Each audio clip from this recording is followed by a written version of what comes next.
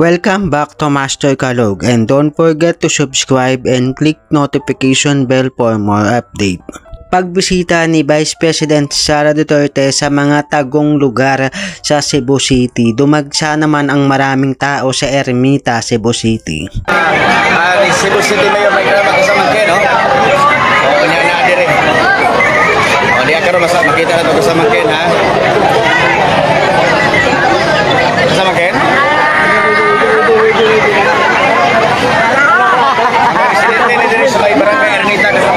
Si Vice President Sara Duterte, mga kabrigada, naakaroon sa Barangay Ermita, Dakbayan sa Cebu. Kaganina lang siya alas 7 sa buntag, karong buntag naabot diri. Matud niya, personal siya nga nagpasalamat sa mga nisuporta kaniya. Parang local, wala man support sa mga.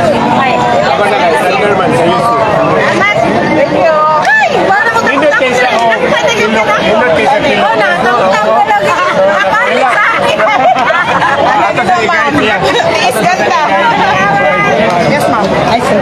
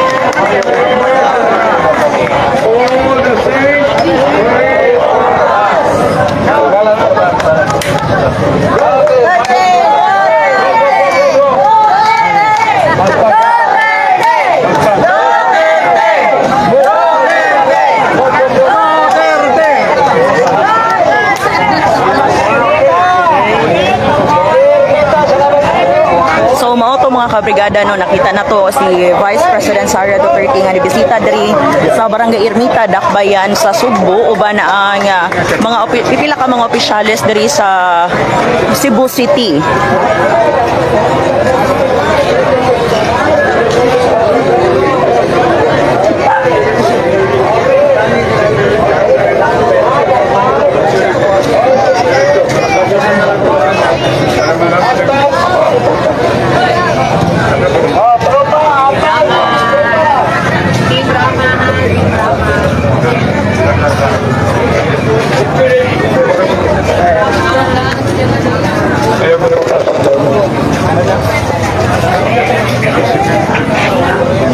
So atangin na lang atong dugang detalye gabahin ani sa pagbisita sa Vice President. Sanglit aduna tay pakiginabi mismo ni Vice President Sara Duterte. na, nila yung magsundin barrier straight tiga diha. Wala yun ay una-unaon, maorin yun ni, umabot yung presidente nga nisod.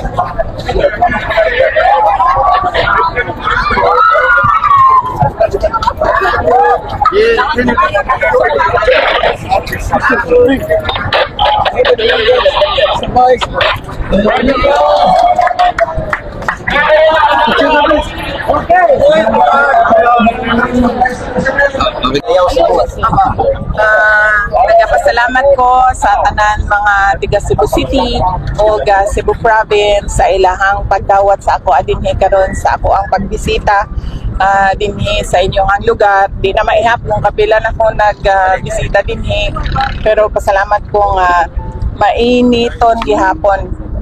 Kanunay permente ang pagdawat sa ako adinhi og magpasalamat ko sa ilahang suporta mga tiga syudad sa Cebu sa suporta nila sa team ni Mayor Mike Rama ug ni Vice Mayor Dondon Ontiveros ug sa tibuok nilang slate sa konseho. Human diri Vice na kay mga adonan ba? Pwede diri sa Cebu? Kanilang tanan. Ang ako ang pag-uban sa ilahang isip pagpasalamat sa mga taga Cebu sa ilahang padayon nga suporta sa ako sa opisina sa Vice President, and giubanan ako sila nangampanya, ako nagpasalamat. So balik Thanksgiving ako ilaha kampanya. Bisag asa Vice, grabe kayo ang mga tao, musinggit yung Duterte kay daywa bitaw sa kwan. So kwan na to Vice, reaction pa na to sa grabe kay init nga og kwan sa mga tao nga kwan gusto gud sila kwan na sa mga grabe ang suporta sa mga Duterte. Opo. Well, mauna siya ang hinungdan kung ano, nagatuyo ko, nagabisita ko, nagatuyo ko sa barangay, handshaking gyud personal sa mga tao kay gusto na ko nga mapaabot sa ilaha personal ang pagpasalamat nabisan sa unsa kahugaw sa politika, unsa kagrabe ang pandaot, wala gihapon mawala ang pagtuo ug pagsalig sa mga tao sa ako sa mo ang opisina. Importante na siya sa mga employees no sa Office of the Vice President sa ilang moral nga naa ang katawhan nga nagsuporta sa ilahang trabaho ug sa mo ang mga proyekto.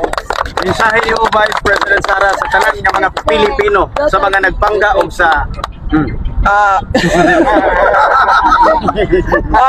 ang mensahe nako mensahe ko sa lahat ng kababayan natin, magkaisa tayo patungo sa totoong tinuod nga kalambuan.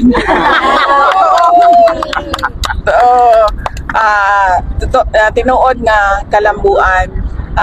Karong yung maabot na pinili ay paminaw nato ang mga saad sa mga politiko. Unya tan-aw nato kung unsa ang iyahang nabuhat kaniadto, unsa iyahang kapasidad, unsa iyahang abilidad Dili lang ta moboto tungod kay pareho ana. Ginaingon ako pirmi walay makakontra ni ani sa akong pagsulti ni ani. Dili ta moboto tungod kay gikan sa political dynasty. Diba? Dili na moboto tungod kay anak tungod kay Duterte ang apelyido, anak ni Digong. Tanaw na to ang tao. Unsa ba iyahang mabuhat? Unsa iyahang nabuhat? O ang pinaka-importante sa tanan, kadtong ni Saad siya sa iyahang mga buhaton para sa ato ang nasod, nahatag ba niya? Yes. Vice, taliwa sa mga issue, kontrobersiya o mga dili na to kapugnan nga mga pagpanaot sa mga so may sikreto Vice, wa pa magyapon ka Vice? Ang importante Sa kabila ng lahat ng issue sa impeachment laban kay Vice President Sara Duterte, kaugnay nito patuloy pa rin na nagtatrabaho ang ating Vice President para bumisita at kamustahin ang mga tao sa Cebu City at sa iba pang lugar ng Luzon, Visaya at Mindanao. Kaugnay din nito, ano ang magiging opinion mo o katuwiran mo? I-comment mo lamang yan. Don't forget to subscribe, like, and share. Thank you for watching.